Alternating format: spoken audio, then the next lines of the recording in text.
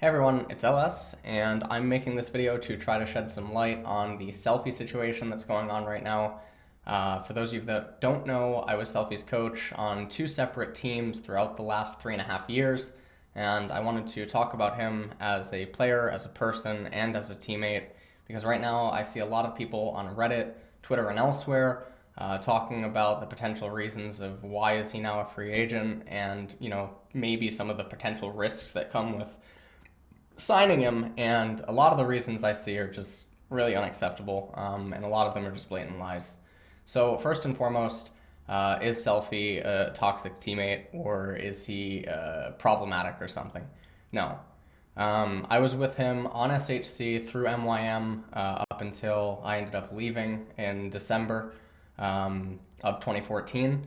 And Selfie as a teammate was mostly concerned with the improvement of the overall team as an individual player, trying to get stuff and trying to get other teammates to want to be better themselves, and really just not accepting laziness or not accepting people's demotivation or I guess lack of a motivation to improve quicker or to become better. And that was really the only thing that you could ever maybe say that he was a little bit, not aggressive, he was pretty adamant that he wanted that to be the primary environment. And he wanted that to be the desire of all the players that were on the team and whatnot. And that's my biggest memory from SHC and the MYM transition period, is that he cared a lot about making sure or wanting everyone to want more for themselves as a player and as a teammate. After the MYM stuff, I talk to him infrequently. We still talk occasionally, and sometimes I do individual talks or sessions with him up until I would then join up with him again in a team in Tempo Storm. Throughout all of that time, Selfie still held true to the notion of he was always watching VODs of high-level elite Korean players, always asking questions about Apto, Faker, Crown, anyone really that he respected, Rookie, always watching VODs, trying to better himself. And I'm not saying that there aren't other players that do this, but I do think that there are very, very few players probably that go to the same length that he does when actually trying to research things about his own role, his lane, and there's things that can make him a better player. And understand more about League of Legends as a whole game, not even just pertaining to his own role. So for the next year and a half, he was constantly having multiple IDs that he would play ranked ladder on EU West, and he ended up joining Misfits, and then he's removed from Misfits and whatever, and a lot of people speculate as to why he was removed from Misfits and yada yada yada. Ends up joining Shulk. My timeline might be a little bit off here with some of the stuff, but forgive me for that. And then after Shulk, he ends up joining Tempo Storm.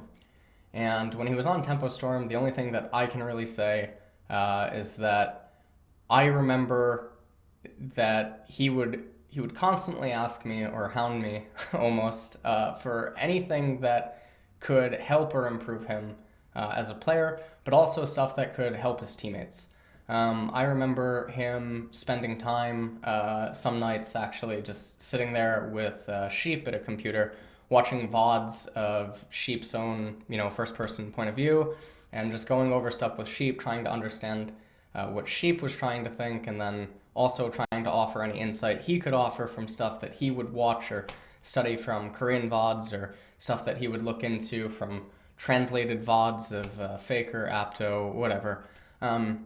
Just stuff that would suggest he really cared about making sure that the players were able to get better, and he wanted the team to win. He wanted everyone to have basically the same goal in mind, the same desire of everyone should be wanting to improve themselves a lot faster. Everyone should want to be better. We should all want to win. We should all, really want to be hungry. And sometimes maybe he could be a little bit argumentative in the sense that he really wanted both parties to understand something or try to find an answer or come to a conclusion on an answer. But he was always open and outgoing, basically for anyone on the team, in terms of trying to either offer them more understanding of mid lane or how mid lane works or lane matchups, or trying to go out of his way to understand stuff about other people's lane matchups so that he could understand how to maybe incorporate that into how he was going to play out his lane, or anything in that regard. To suggest that he's toxic or that he berates people or that he insults them, that's just not true. That never happened on Tempo Storm. Anytime that he would have issues, maybe with someone's play or something that was going on, he always approached the staff. And he never really caused an issue during a scrim or anything. He would always play to win. He would always try to make sure that the scrims were trying to be taken as serious as they could. And he really just wanted to win. And, I've been on teams, or I've done freelance sometimes, where I have seen people get aggressive with one another, even inside of the scrim. I've seen real confrontation occur. And to say that, I ever really saw that out of Selfie inside of a scrim environment or something that would be considered even remotely toxic, I can't say that occurred. So it really doesn't make any sense to me how these rumors and these things continue getting recycled by the community, because it just doesn't make any sense. This is a I call him a kid, but it's mostly because I've known him since I've known him since so long, since he basically was a kid, when he first joined the LCS. But this is a person that has been in and out of some teams, and he's made some decisions with where he was going to go and what teams he was going to end up on and what he was going to do. And sometimes he got the short end of the stick.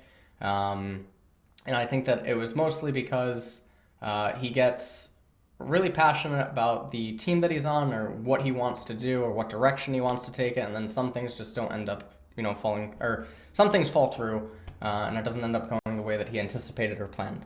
And I don't think that has anything to do with how he is as a person. Outside of the game or whatever, he was always just doing activities, I guess, with everyone. It wasn't like he's reserved, or that he's aggressive in any way or something as a person. None of that makes any sense, and I don't understand how I read comments from people that would actually have no idea whether or not he would be or he wouldn't be. And it's really sad to see such things get recycled and then potentially influence the minds of someone that doesn't know any better, and they're not going to fact check. And so maybe now that person goes on to believe that is in fact true about Selfie. And it just doesn't make any sense. This is a player that he has an exceptionally high skill ceiling. And he has an enormous amount of skill. And I know that he cares a lot, and he's really passionate about genuinely being a really good player and caring about his actual improvement as a player. And I've seen people get corrupted by either media or money or whatever. And one of the things that I can say about him, and people can even look at, is that Selfie never really went down that road. He didn't abuse Twitter. He never really streamed. It was actually almost it was kind of difficult to even ask him to stream, I think, in the past. I mean, I know that he streamed occasionally, but he mostly was just concerned with watching VODs, playing his games, de-stressing after stressful situations maybe that occurred inside of a scrim, or if he had a bad day inside of a scrim, like with his own skill level or play. And so just making sure that he reset his mind and then improved. That was always his goal. That was always his approach. And nothing outside of that ever really occurred. So for people that are saying that he's toxic, he's not toxic. For people that are saying that there's always an issue that surrounds him, no, it's just not true, especially when the sample size is so low, or as low as it is. It just doesn't make any sense. I think he has a habit of confiding or trusting in people, and then not really, or not really. He has a habit of like confiding and trusting in people, and then they take advantage of him. I mean, this has happened multiple times throughout his career, and it just doesn't make any sense, and it's really really sad to see. The fact that he won't potentially have a team this upcoming spring 2018 is disgusting. He belongs in LCS. It's really, really sad. I really hope that he doesn't end up in another region or something, like he ends up going to a national league or something that's just not LCS. He belongs in LCS. He belongs in an actual team that will utilize him and provide him with the tools that he can use to actually be a legitimate carry and a face of a team, because that's what he tries to do as like a leader, as a player, and as a person that genuinely cares about his own skill and his teammates. So I don't know. That's just what I wanted to weigh in on. This whole thing with Cloud9 is obviously really sad. But I mean, Selfie is not the only one that has been getting pretty screwed out in a lot of different situations. This is just obviously the most popular, and it's one of the ones that is obviously made the public. So in that regard, it's pretty sad. I don't know what is even the rationale behind not starting him. Doesn't make any sense.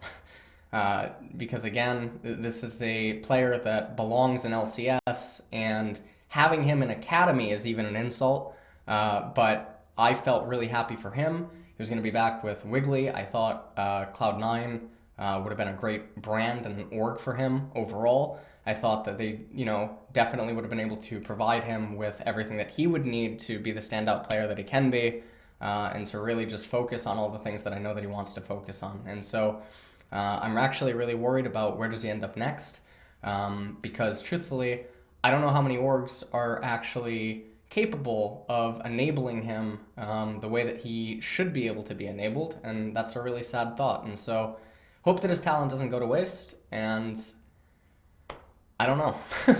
That's pretty much it. So, Reddit, cut the Western shit and stop making up lies and going off speculation when it comes to a player's career, because it's really damaging. That's it. Bye.